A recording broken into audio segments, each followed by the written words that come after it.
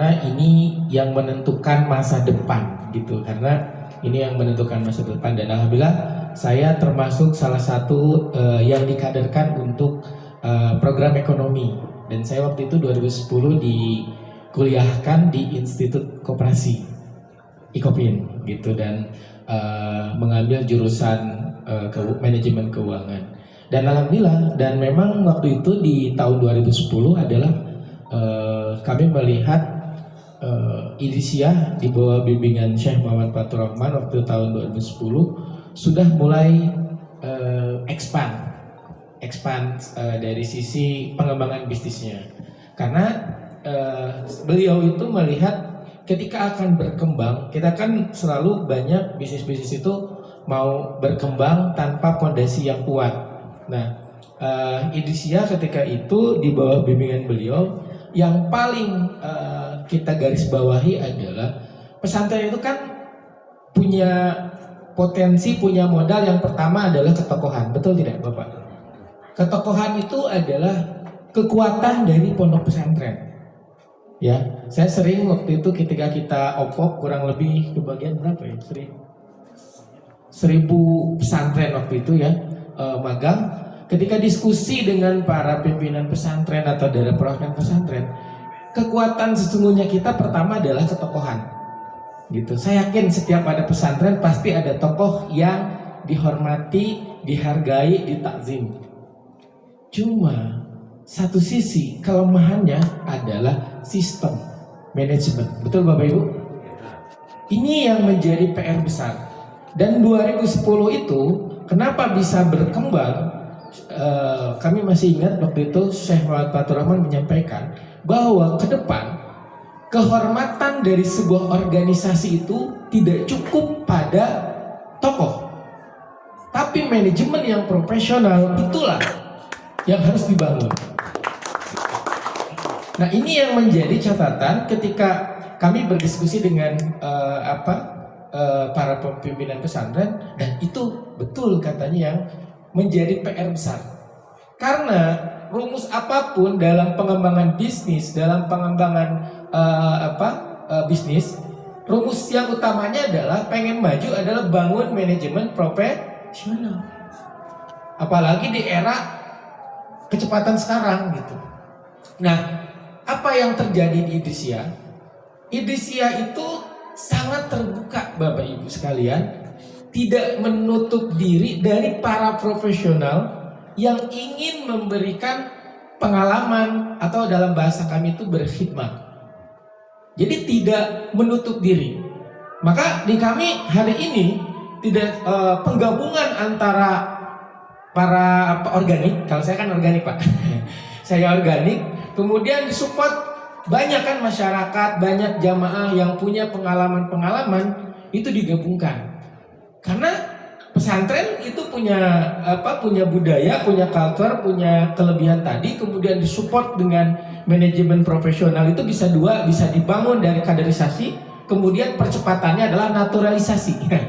Jadi kaderisasi dan naturalisasi gitu.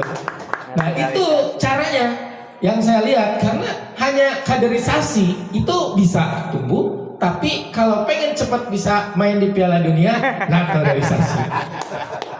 Jadi hidup pesantren tidak menutup gitu. Saya yakin Bapak Ibu di lingkungan kita banyak para profesional, bahkan rela untuk mengabdikan dirinya untuk men-sharingkan pengalaman gitu kan. Dan sebenarnya itu yang dilakukan di Idrisiyah secara manajemen profesional, itu ada kaderisasi, ada naturalisasi gitu.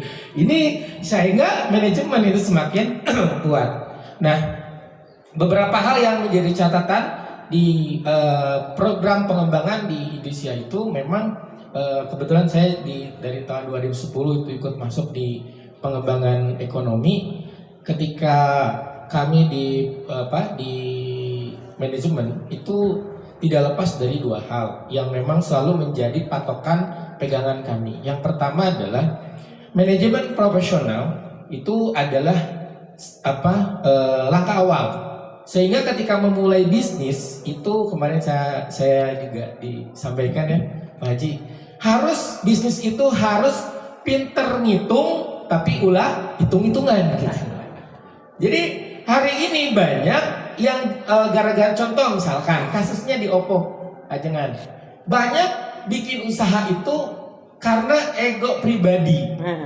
Cina, dah saya maresepna kalau lauk, saya lauk gitu kan. Padahal di lingkungannya tidak membutuhkan lauk gitu.